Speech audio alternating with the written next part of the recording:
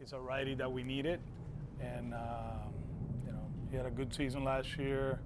Obviously, it's a different scenario, different ballpark.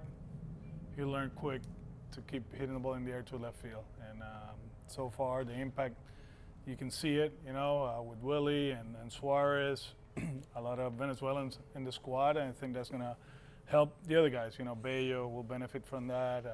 Rafaela will benefit from that. He has a World Series ring. He played in Chicago. He played in St. Louis, baseball cities. Now he's going to Boston, so it's kind of like the same thing for him. You mentioned Rafaela as someone that he sees could have like a little more power. Is that something, even though he's a smaller guy, someone that you see? If we don't chase that much, he goes through stretches that he's swinging a pitch in the middle of the zone and doing damage. And we want more consistency. We like the player. We know there's more, and he knows it too. So hopefully everybody can help him to keep getting better at his craft, and we can get the final product. What stood out to you today at the lines? Stuff is good. Oviedo extension in the fastball. Bennett looked really good. Now it's about throwing strikes. It's the most important thing, and finish your session and move on. That's how it is right now. But the Bennett, it's a big lefty. Obviously, still has some growth, physically, but stuff-wise, he's good. Is he someone you could see potentially in your bullpen, or do you really want to keep him stretched out in the rotation at AAA? We'll talk about it, but we've been talking about lefties the last few days, and there are some intriguing ones. So it's got to be patient. Right now, it's about throwing strikes and getting your reps, and then just go out there and compete and see which direction we're gonna go. What did you talk about with Oviedo after his hitting? Good stuff. Yeah. Do you think you'll get word from Roman and the WBC tomorrow? Not yet. But next couple of days. It's out of our hands. Yeah. I don't know where they're at as far as like the whole process. So ours. Yeah. So that's what I'm saying. Like it's out of our hands. I don't know what's next. If it's a third party or whatever. I have no idea. But if everything goes well, go ahead and play. Be ready to play. You guys have a lot of catchers in camp, non-roster guys, non-roster righties. Also, Connor Wong. Do you look at Connor as the backup, or do you want somebody to try to take that job? We always want guys to come in and try to push our guys to get their jobs. That's the nature of the business. Connor is healthy, which is important. Last year, we rushed him into action after the foul. After George hit him, he no rehab, whatever, and then obviously he had a situation with his hands, and Carlos, took over. So he's a guy we trust. He's a good defender.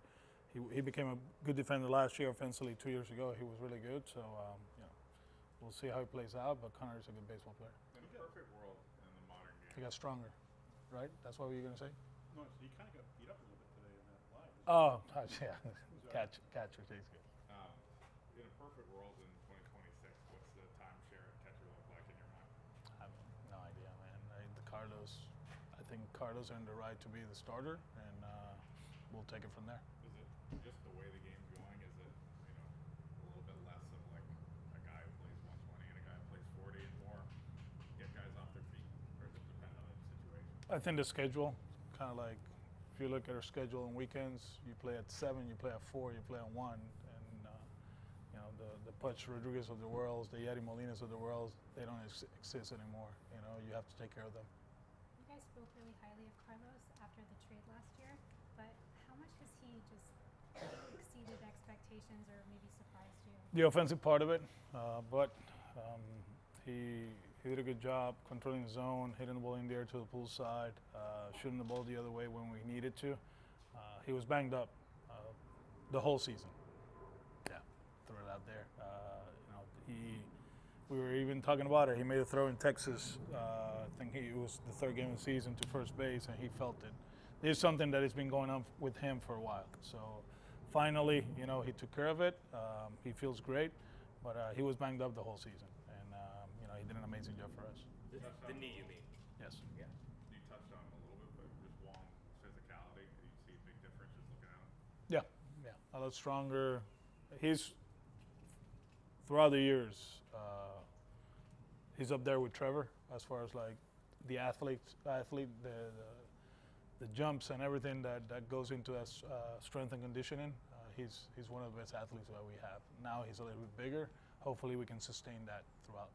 I know Wilson will play mostly first base, but you had mentioned DH at points too. Do you have like an idea of how that might work in your mind? Not right now. We don't have too many guys that have experience at first. Izzy and Sogi probably. That's it. Connor play a little. Yeah, but I mean, Yeah. like Connor have played first, but we don't have too many guys that have experience at first, besides Casas. Yeah. And with Casas, we have to wait. Is the KC first base experiment over? It's never over, but Pause. yeah, it's not even pause. But he's working in the outfield. Yeah, working in the outfield, and second and third will be kind of like the infield things that we want him to work with Flores. Would you go back to the emergency Massa first base workouts? Probably not. No. The other day, Aaron Boone was saying that he feels among the AL East managers that he uses like analytics the least to affect. That was 2 months ago. Okay. Do you agree with that? Like when you're managing against him, and like how do you? I don't know what he meant with that. If it's platoons and all that, he doesn't platoon as much. Jazz plays against lefties, Volpe plays against righties, Judge plays, Stanton plays, Grisham plays against lefties. If that's what he meant, well, yeah. I mean, his personnel is kind of like they play straight up. I think they're really good with information and data with the pitching staff, but I don't know what he meant with that. Like on your end, like how much do you incorporate that kind of? Like how much do you feel like? I always said that information is part of what we do. I will never say that I don't use information. It's what we do. You prepare, and then when the game comes and things pop up, then you react to them. Sometimes you rely on the information. Sometimes you rely on the things that you see in front of you.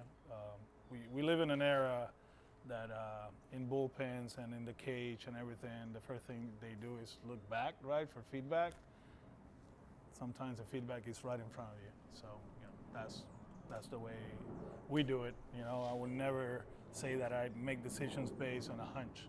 No. I mean, that's not what I'm here for. I don't get paid to trust my gut. I trust my preparation. I think they trust my preparation too.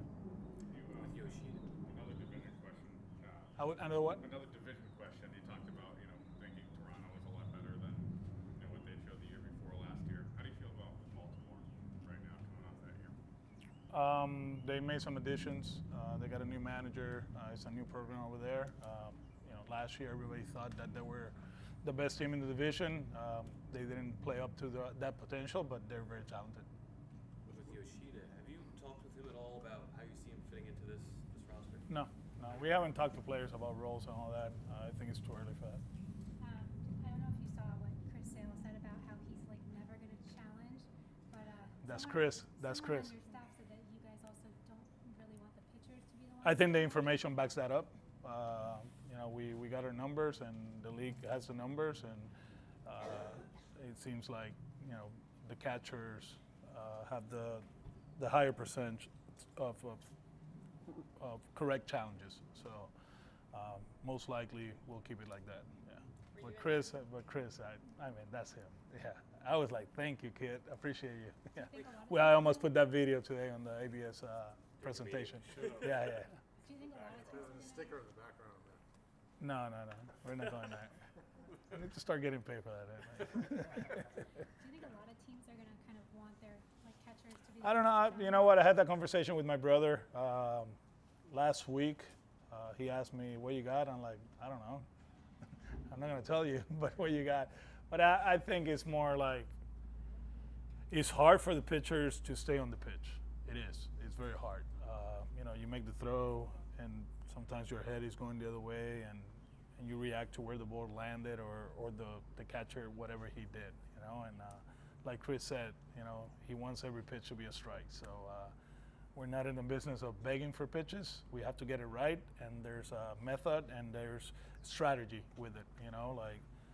Shame on us if we don't have a challenge late in the game, or two of them, right? Because that's when kind of like the game changes, right? And games are decided most likely in that last third of the game. Although some of them they're decided early, but we have to learn. We don't have too much experience with it. We didn't have it last year in spring training. Obviously, some guys in AAA they did, and we trying to get feedback, but it's a work in progress. I think the analytic department is doing an amazing job putting presentations and explaining us how it works, and hopefully we're like on the top tier of like challenges, that we get it right. In the meeting today, was it just X's and O's of how the system works? It's just more rules, no strategy.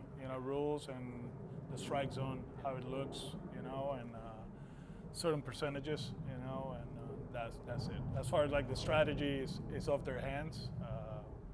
It's more for me and the pitching group, and little by little we add stuff.